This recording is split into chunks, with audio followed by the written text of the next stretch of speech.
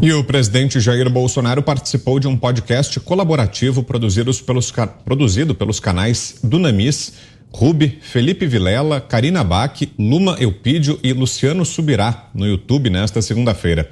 O chefe do executivo questionou as intenções daqueles que agem fora da Constituição e querem causar animosidade entre os poderes e a população. Projeto de redução do preço da gasolina e outros produtos. Então, todos os senadores do PT foram contra a redução do preço da gasolina, do álcool, do diesel, da energia elétrica, da conta telefônica e dos transportes, chamados essenciais. Por fim, Jair Bolsonaro ainda destacou a importância do voto, pediu que Deus ilumine os brasileiros na hora de escolher e disse que, se não for reeleito, se aposentará. A participação do chefe do executivo no podcast atraiu mais de 400 mil pessoas simultaneamente, número 5 vezes maior do que a entrevista ao vivo feita com Lula em canal de TV fechada, que tinha 69 mil visualizações no mesmo horário. Até o final da tarde de hoje, o vídeo já foi assistido mais de 1.800.000 vezes.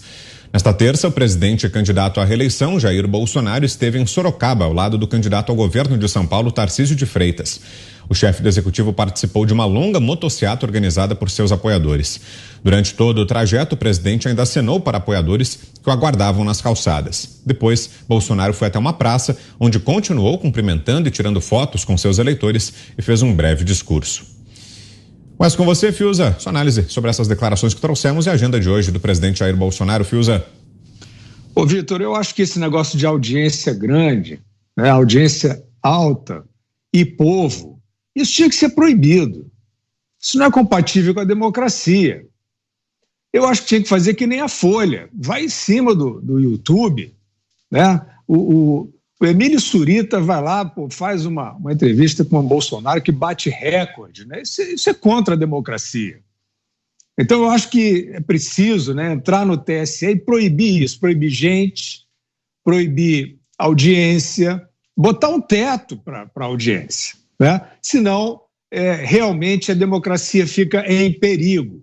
Eu digo isso porque nós falávamos anteriormente das pesquisas eleitorais. Essas sim são referências da vontade das pessoas.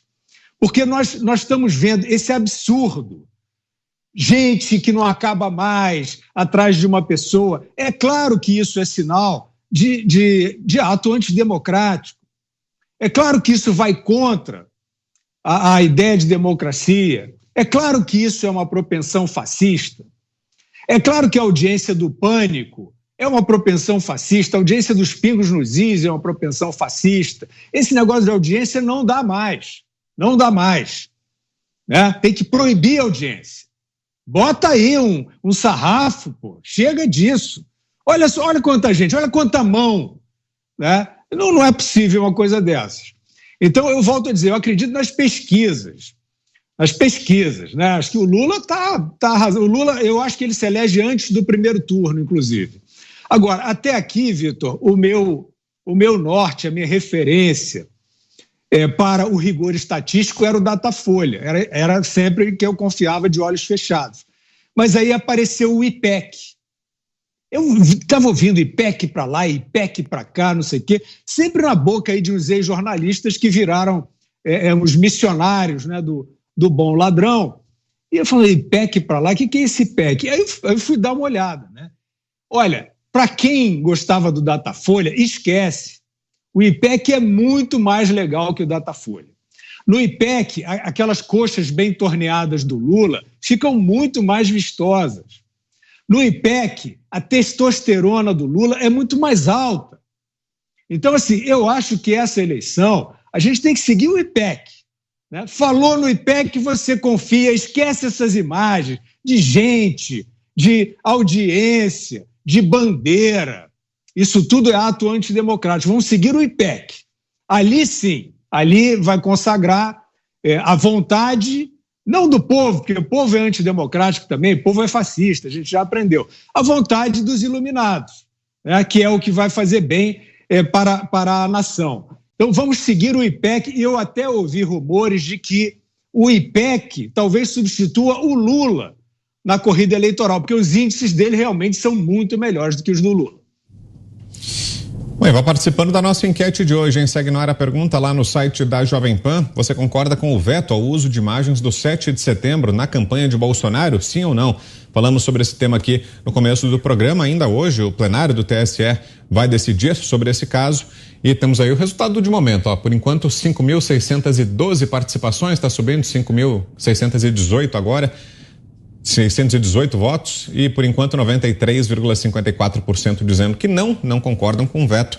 6,46% dizem que sim. Dá tempo ainda da sua participação. Se você ainda não votou, corra lá no site da Jovem Pan. Está aí na tela, www.jovempan.com.br. Acesse, vote. Daqui a pouquinho, no final do programa, a gente traz o resultado final e a qualquer momento você pode sempre acessar o site da Jovem Pan. Tem sempre informação atualizada para você 24 horas por dia no portal da Jovem Pan.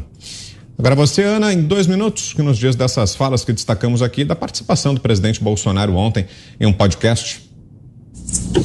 Olha, eu só quero registrar mais uma expressão genial do nosso genial Guilherme Fiuza: missionários do bom ladrão. E é exatamente isso que nós estamos vendo na imprensa, no TSE, no STF, nos partidos de oposição, só os missionários do bom ladrão. Guilherme Fiuza, você é genial. Vitor, o presidente, eu vi um pedacinho da entrevista dele nesse pool aí de podcast, e ele toca, né, numa questão importantíssima, não apenas para os brasileiros, mas para qualquer cidadão no mundo, que é a economia. Hoje foi um dia tenso aqui nos Estados Unidos, as bolsas despencaram, foi o pior dia desde 2020.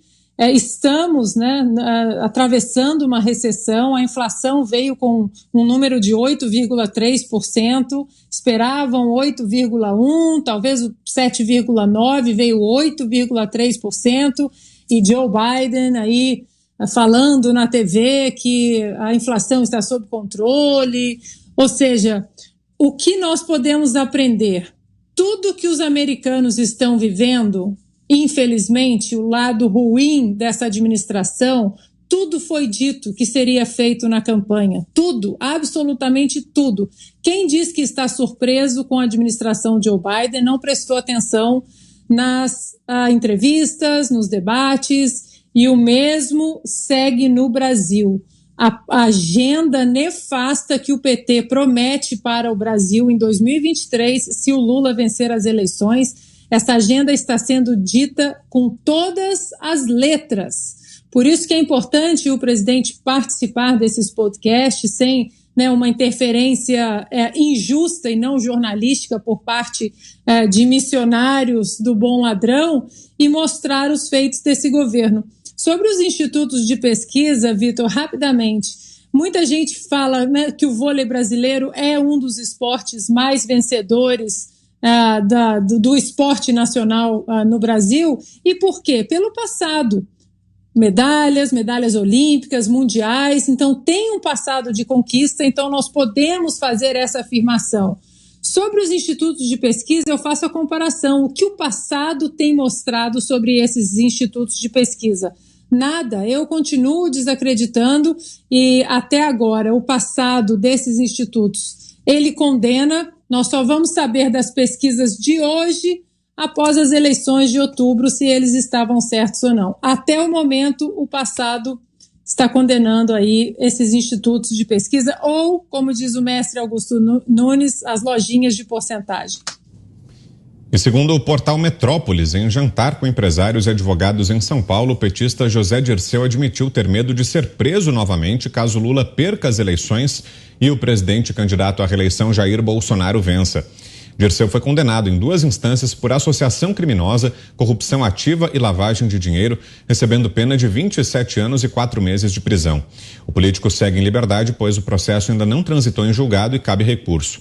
Segundo o Ministério Público Federal, o ex-ministro de Lula teria usado sua influência política para indicar e manter pessoas na Petrobras em troca do recebimento de valores indevidos provenientes de contratos da estatal firmados com a Engevix. Diogo Schelp. Olha, rapidamente sobre isso, porque eu gostaria de comentar também a entrevista do presidente Jair Bolsonaro ao podcast, mas o que se pode dizer sobre essa afirmação de Zé Dirceu é que é estranha, né? Porque não é Bolsonaro ou qualquer integrante do governo federal que vai decidir se Dirceu vai preso ou não, se ele vai ser enviado para a cadeia, para o xadrez ou não, né? Isso é uma atribuição da justiça, é a justiça que vai decidir isso. Em relação ao podcast, eu acho que vale a pena destacar também que ele falou, além de ele ter respondido, né, pela primeira vez sobre uma pergunta que foi feita antes, essa sobre se ele vai aceitar o resultado das eleições, e ele nessa resposta, ele aparentemente disse que sim, né, que vai pendurar as chuteiras caso seja derrotado. Funciona. Mas na verdade não funciona. Esse estudo recente que saiu, que é uma meta-análise, uma revisão sistemática de outros estudos, né, ele leva em conta 7 estudos, dos quais apenas um aponta algum tipo de benefício, e esse único estudo é de autoria dos próprios autores dessa revisão sistemática. E é um estudo repleto de falhas. A princípio, ele sequer atende os requisitos da própria revisão sistemática que foi feita. Eu falei com o vice-presidente da Sociedade de Infectologia, Brasileira de Infectologia, Alexandre Naime Barbosa. Ele analisou o estudo, assim como outros infectologistas fizeram isso, e há informação aberta na internet sobre isso. Ele diz que esse único estudo que teria apontado um benefício não tem, né, o duplo cego, ou seja, aquela história de ter um placebo apresentado ministrado aos pacientes sem o conhecimento dos pacientes e sem o conhecimento dos médicos, que é o básico para você ter um estudo de qualidade. Outros estudos de qualidade com esse medicamento que apontaram que não funciona não foram incluídos nessa revisão sistemática, ou seja, uma revisão sistemática de péssima qualidade. Então, esse é um ponto, né, que até hoje o presidente não admite, não vai admitir mesmo, porque afinal das contas ele gastou rios de dinheiro público para a distribuição desse remédio que não tem função nenhuma, e ele não costuma admitir tanta coisa. Pelo menos ele diz que se arrepende das palavras que ele fez. Sobre essa declaração de José Dirceu, Fiuza, dizendo em jantar que tem medo de ser preso caso Bolsonaro seja reeleito. O que achou, Fiuza?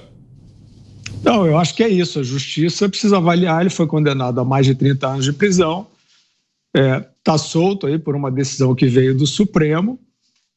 A gente não enxerga a fundamentação para essa soltura. A gente sabe das boas relações lá na corte. Então, é isso. Não tem nada a ver com a sucessão presidencial.